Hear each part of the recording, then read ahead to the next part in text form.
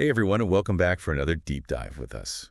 Today, we're going to be looking at something I think we all care about, living longer and healthier lives. Of course. We always hear about how, each generation is living longer than the last.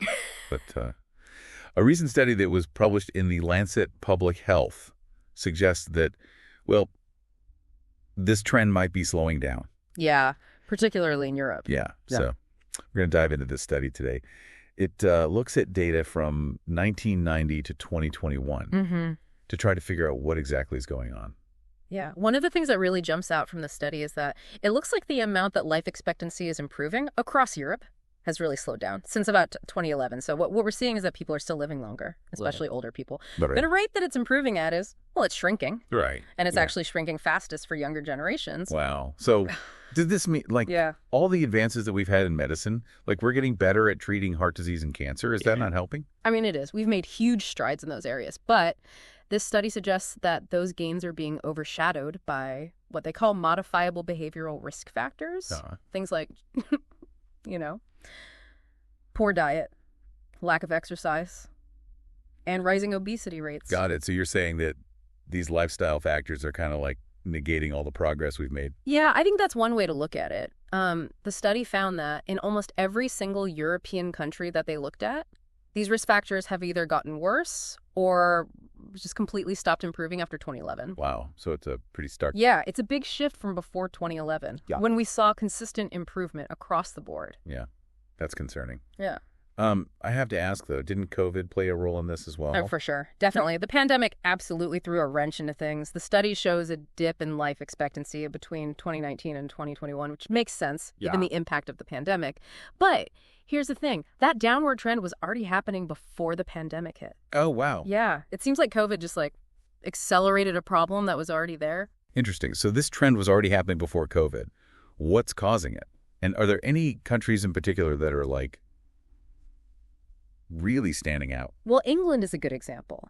They've seen the biggest decline in life expectancy gains. The study suggests that. This could be because of policy decisions and a higher prevalence of those risk factors that we talked about, especially diet. So it's just England, or are other parts of the UK seeing this as well? Well, Northern Ireland, Scotland, and Wales are all showing a similar pattern, but it's not as extreme as England. And this kind of raises an interesting question. What's different about the policies in these different countries that could be leading to this difference? Yeah, that is a really good question. But before we get into policies, let's talk about something a little bit more positive, okay? Sure. The study mentions that we haven't actually reached our biological limit for lifespan yet. Is that right? Yeah, that's a really important point. The fact that older people are continuing to live longer suggests that we can still improve. Yeah. Especially if we can reduce these risk factors in younger people. Right. Imagine if we could give younger generations the tools and the resources to really prioritize their health early on. Yeah. So you're saying we're not doomed to shorter lifespans. There's still hope. Absolutely. It's not just about adding years to life. It's about adding life to years. Right. And this study gives us a roadmap for how we can achieve that by addressing these modifiable risk factors through individual choices, but also through effective public health policies. Yeah, I like that. Adding life to years. Yeah. Not just years to life. Exactly. And the study actually points to some countries that are doing a good job. Places like Norway, Iceland, Sweden, Denmark, and Belgium. They've all kept up better life expectancy improvements since 2011. Oh, interesting. What are they doing differently? Are there any specific policies that we can look at? It seems like they've been really successful. Because of policies that are aimed at reducing heart disease risks, they've got strategies in place that promote healthier diets, encourage more physical activity, and address things like obesity. Okay, so that makes sense. But what do these policies actually look like? Can you give us some examples? Yeah, so some of these countries have things like taxes on sugary drinks. Studies have shown that those can be really effective at reducing how much people are drinking them. And then others have spent a lot of money on public transport and cycling infrastructure to make it easier and more appealing for people to be active, instead of driving everywhere. Right. So it's kind of like they're nudging people to make healthier choices. Yeah. But not forcing them. Exactly. It's all about creating an environment where the healthy choice is also the easy choice. I like that. So do you think we could see these same policies work in other countries? Or are these Nordic and European countries just unique in some way? Well, that's a really important question, isn't it? The study emphasizes that. While the exact policies might need to be tweaked for different countries, the main ideas are universal. Yeah. Speaking of being proactive about health, I came across this quote from Sarah Price. She's the NHS England's National Director of Public Health. And she said, "The slowdown in life expectancy improvements, particularly because of things like cardiovascular disease and cancer, highlights how urgent it is that we do something about the root causes. Yeah. Poor diet, physical inactivity, and obesity." And that really stuck with me. Yeah.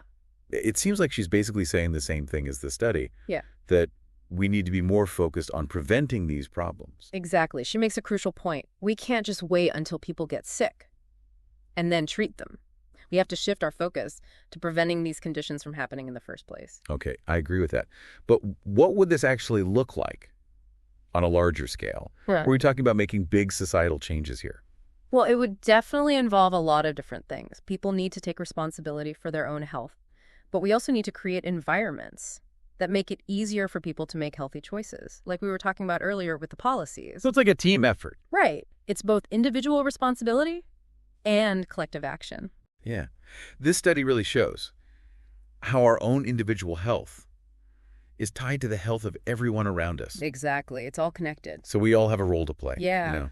Yeah. This has been a really interesting look at all the different things that contribute to life expectancy and how complicated it all is. But it seems like, even though things are slowing down, there's still a lot to be optimistic about if we do something about it. Yeah, I agree. This study isn't meant to scare us. It's a call to action. It's showing us what we need to work on, Right. the policies we need to think about, and the choices that we need to make as individuals and as a society. Okay, so we've talked a lot about Europe, but I want to bring this closer to home for our listeners. I mean, this study focused on Europe, but what about the rest of the world? What about here at home? Are we seeing those same trends in our own communities? That's a really important question. And actually, the study does mention that a little bit. They say that. Even though they were only looking at Europe, they think these trends could be happening all over the world. Really? So this isn't just a European problem? Right. It seems like it might be something we need to be thinking about globally. Wow. Okay.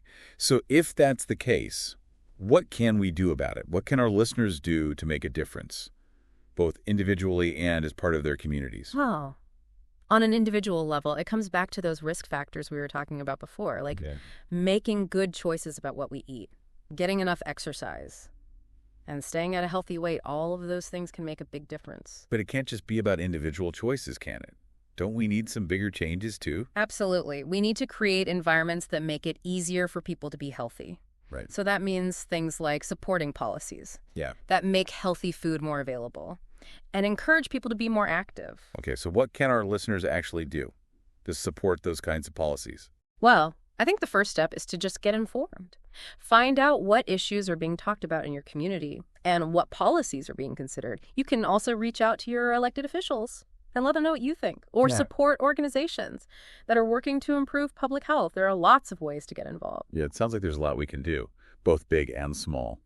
Exactly. This study is definitely a wake-up call. Yeah. But it also feels hopeful in a way. I agree. It's showing us what we need to fix, and it's reminding us that we have the power to change things. I like that. Well, this has been a really fascinating deep dive into something that affects all of us.